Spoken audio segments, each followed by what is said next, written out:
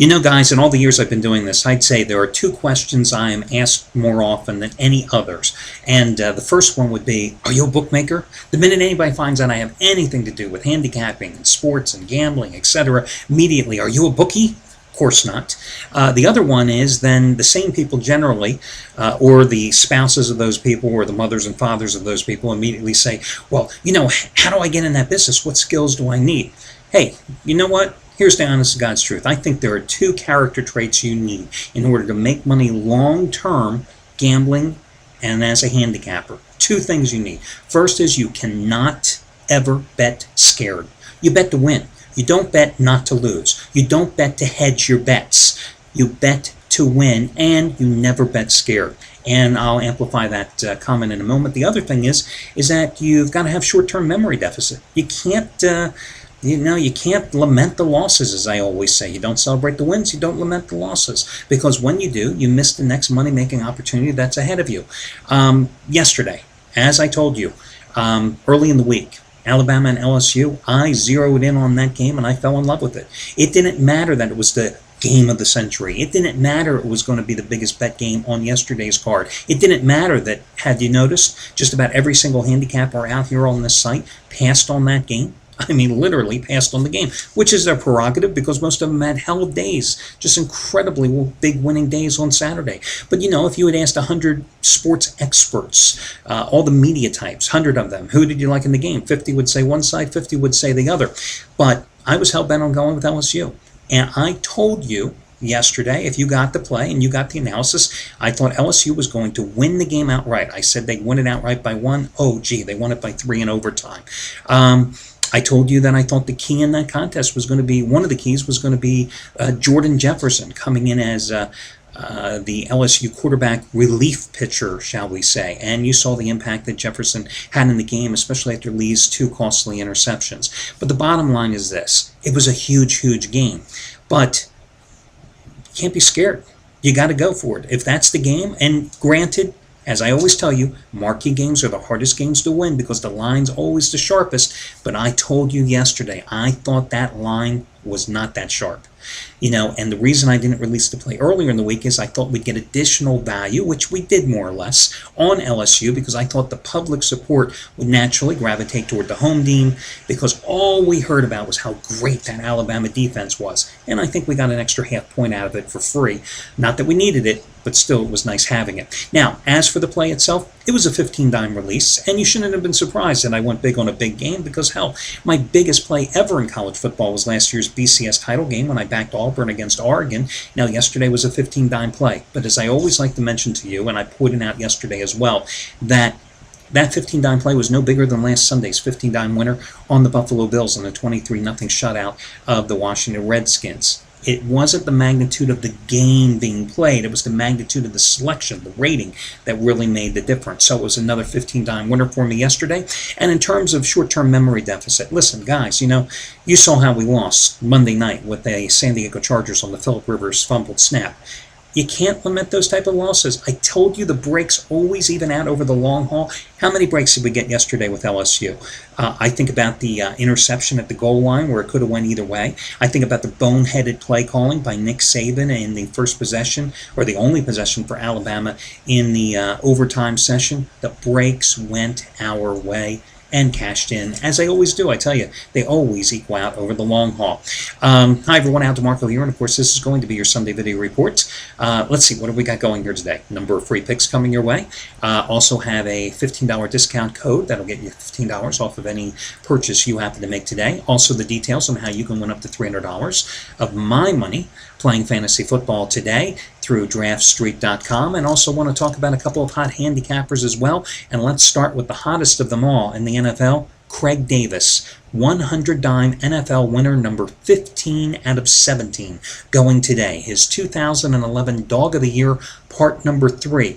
Now, his last 100-dime winner was last Sunday. Detroit 45-10 as a 3-point road favorite at Denver. The 2 weeks prior, he hit 2 consecutive 100-dime underdog plays, which both cashed in because he bought the half point, making a 3-point dog a 3.5-point dog, and naturally they lost by 3 points in both situations. The one, let's see, the dog of the year part number 2 was the Seahawks in the 6-3 loss at Cleveland, where they covered, getting 3.5, thanks to his instructions to buy the insurance. And the one prior to that was the Bills, losing in a 3-point game at the Giants 3 Sundays ago, getting 3.5 as well, because he told you to buy up. 100 dime NFL winner number 15 of 17, just as strong as his 100 dime winner on the Packers in the Super Bowl. 15 out of 17. What more can I say about Craig Davis, guys?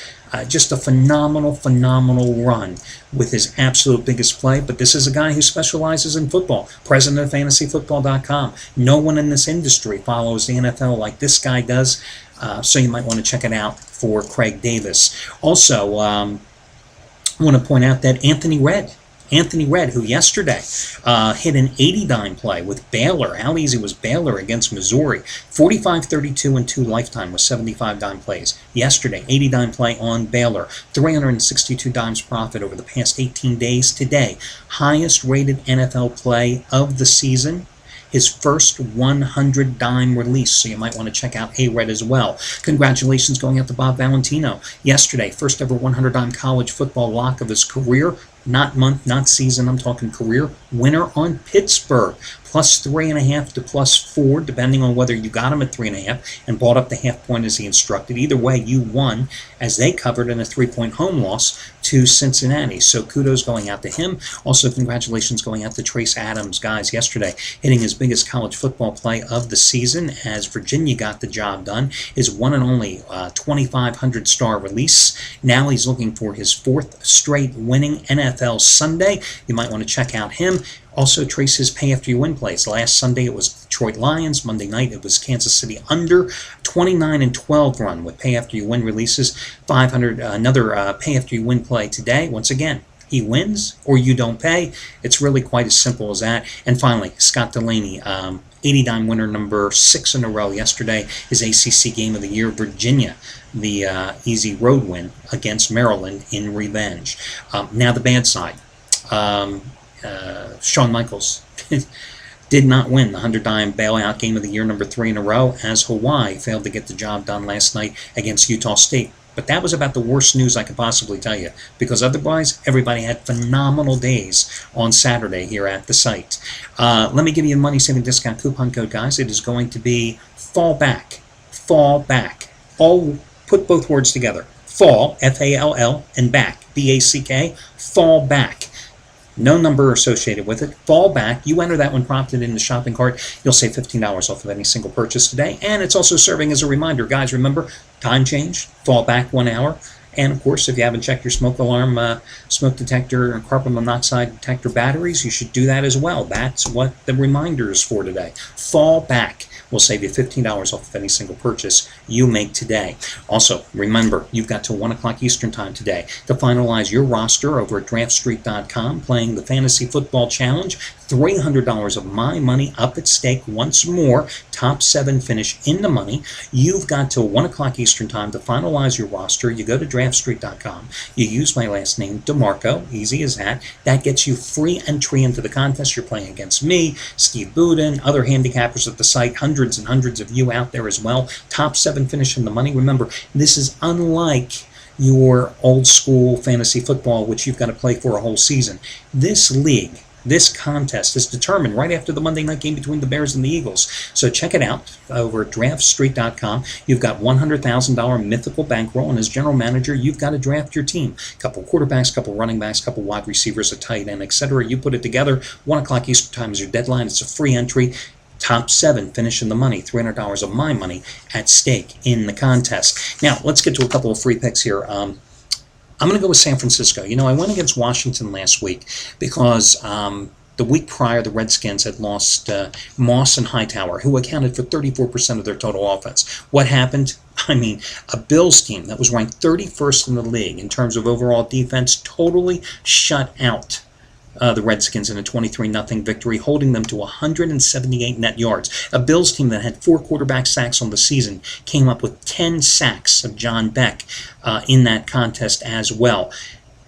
I don't see anything getting any better here against a much improved San Francisco team that has just been a phenomenal play. 6-1 straight up, 6-0-1 against the spread, 3-0 in Eastern Time Zone games already this year, including that big come from behind win at Philadelphia.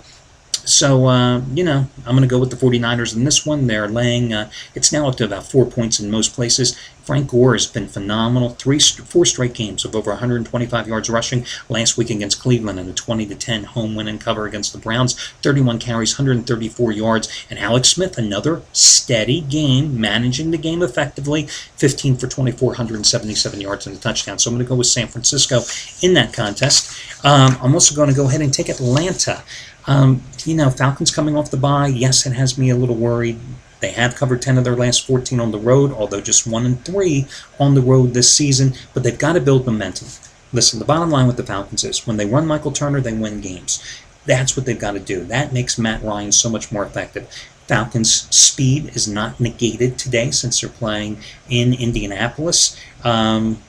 9-3 against the spread, their last 12 against the AFC. As for the Colts, they're giving up a league high 31.5 points a game. They have no pass rush. They can't stop the run. They're 0-8 after that 27-10 loss at Tennessee last week. They've only covered 2 of their last 8 games. There's nothing really good here I can say about the Colts. So the Falcons, a lot of people look at that line at 7 and say, oh, this is a trap. I don't think so. I think the Falcons are the way to go in this contest. And, don't ask me about Pittsburgh-Baltimore. I have absolutely no clue who's going to win this game. Don't ask me about New England and the New York Giants because I really have no sense of what's going to go on in that game. I do like New Orleans a little bit. In revenge at home against Tampa Bay. The Saints have been perfect so far this year, coming off a straight-up loss. They're also 3-0 ATS at home this season. I saw the Saints in Tampa Bay 3 weeks ago when they lost to Tampa. That was a game where they couldn't stop LeGarrette Blount, who may be coming back today for Tampa. And they also really gave the game away because Drew Brees was just erratic with his passing, just like he was last week with St. Louis. But playing back at home, looking to get back on the right track, I'm going to go with New Orleans here. I haven't been impressed with what Tampa's done their last couple games on the road. First in London against Chicago, and then, of course, at San Francisco when they got blitzed by the 49ers. So I'm going to go with New Orleans as your final free pick. Good luck, everybody, and I will catch you again on Monday morning.